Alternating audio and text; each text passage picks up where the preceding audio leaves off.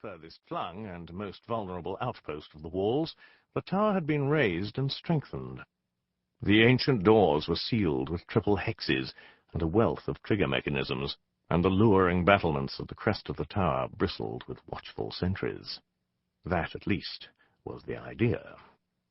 To the tower I flew, hawk-headed, leather-winged, hidden behind my shroud of wisps.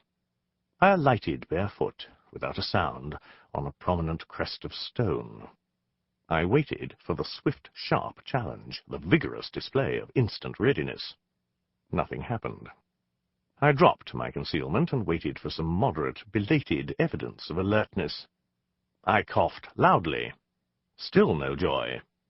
A glimmering shield protected part of the battlements, and behind this crouched 5 sentries. Each sentry was a minor djinni, scarcely better than the common foliot. Times were hard in Prague. The magicians were strapped for slaves, and quality control was not what it should have been. The chosen semblances of my sentries proved as much. Instead of fearsome, warlike guises, I was presented with 2 shifty vampire bats, a weasel, a pop-eyed lizard, and a small and rather mournful frog. The shield was a narrow affair, designed for 1 human soldier, or 3 djinn at most. As such, there was a good deal of fidgeting going on. "Will you stop pushing? Ow! Mind those claws, you idiot!" "Just shove over. I tell you, my backside's in plain view now. They might spot it." "That could win us the battle on its own." "Keep that wing under control. You nearly had my eye out." "Change into something smaller, then. I suggest a nematode worm."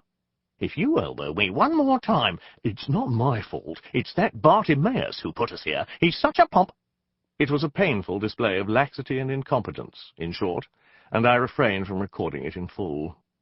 The hawk-headed warrior folded its wings, stepped forward, and roused the sentry's attention by banging their heads together smartly.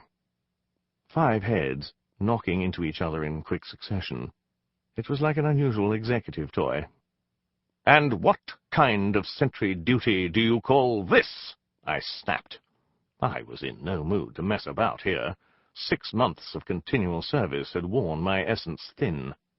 "Cowering behind a shield? Bickering like fishwives? I ordered you to keep watch."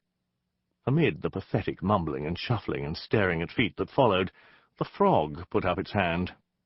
"Please, Mr. Bartimaeus, sir," it said. "What's the good of watching? The British are everywhere, sky and land. And we've heard they've got a whole cohort of afrits down there. Is that true?" I pointed my beak at the horizon, narrow-eyed. "Maybe." The frog gave a moan. "But we ain't got a single one, have we? Not since Phoebus bought it. And there's marrieds down there, too, we've heard, more than one. And the leader's got this staff. Real powerful it is. Tore up Paris and Cologne on the way here, they say. Is that true?" My crest feathers ruffled gently in the breeze. "Maybe." The frog gave a yelp. "Oh, but that's just dreadful, ain't it? We've no hope now. All afternoon the summonings have been coming thick and fast, and that only means one thing. They'll attack tonight. We'll all be dead by morning." Well, he wasn't going to do our morale much good with that kind of talk. That is, accurate. I put a hand on his warty shoulder. "Listen, son, what's your name?" "Nubbin, sir." Nubbin. Well, don't go believing everything you hear, Nubbin. The British Army's strong, sure. In fact, I've rarely seen stronger. But let's say it is. Let's say it's got marrieds, whole legions of afrits, and haulers by the bucket load. Let's say they're all going to come pouring at us tonight, right here at the Strahov Gate. Well, let them come. We've got tricks to send them packing." "Such as what, sir?" "Tricks that'll blow those afrits and marrieds right out of the air. Tricks we've all learned in the heat of a dozen battles. Tricks that mean one sweet word: survival." The frog's bulbous eyes blinked at me. "This is my first battle, sir." I made an impatient gesture. Failing that, the Emperor's djinn say his magicians are working on something or other, a last line of defense, some harebrained scheme, no doubt. I patted his shoulder in a manly way. "Feel better now, son?" "No, sir. I feel worse. Fair enough. I was never much cop at those pep talks. All right, I growled. My advice is to duck fast and, where possible, run away. With luck, your masters will get killed before you are. Personally, that's what I'm banking on. I hope this rousing speech did them some good, for it was at that moment that the attack came. Far off, there was a reverberation on all 7 planes. We all felt it. It was a single note of imperious command. I spun round to look out into the dark, and one by one the 5 sentries' heads popped up above the battlements. Out on the plains, the great army surged into action. At their head, soaring on the updrafts of a sudden ferocious wind, came the djinn, armoured in red and white, carrying slender pikes with silver tips. Their wings hummed, their screams made the tower shake. Below, on foot, a ghostly multitude.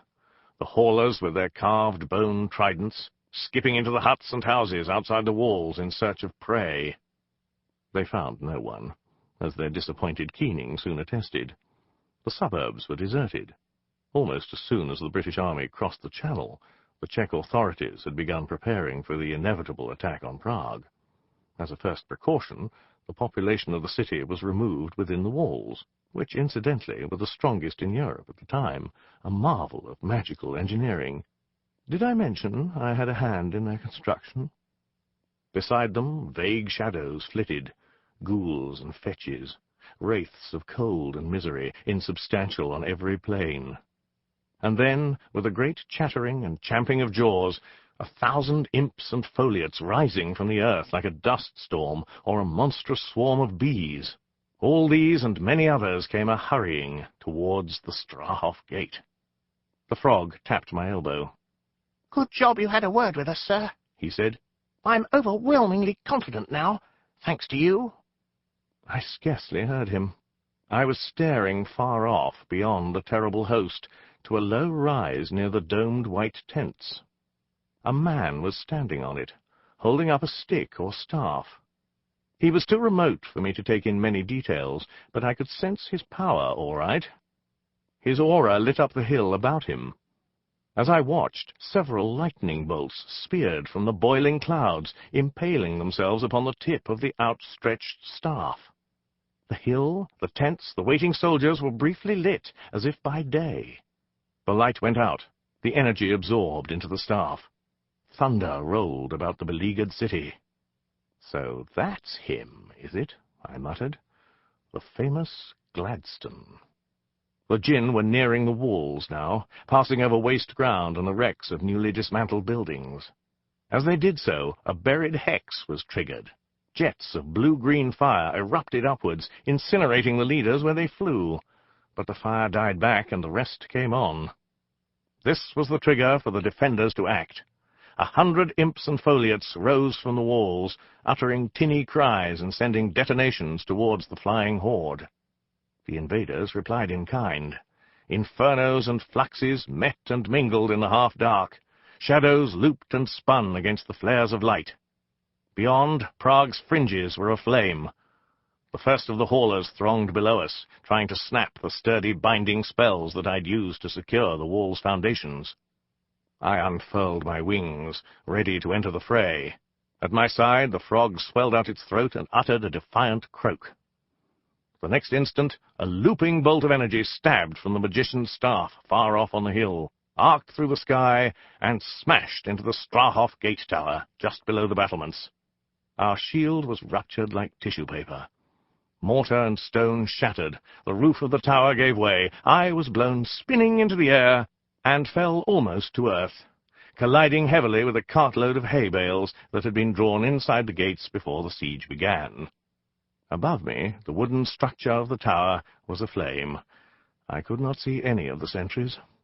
Imps and djinn milled about confusedly in the sky above, exchanging bursts of magic. Bodies dropped from the sky, igniting roofs. From nearby houses, women and children ran screaming.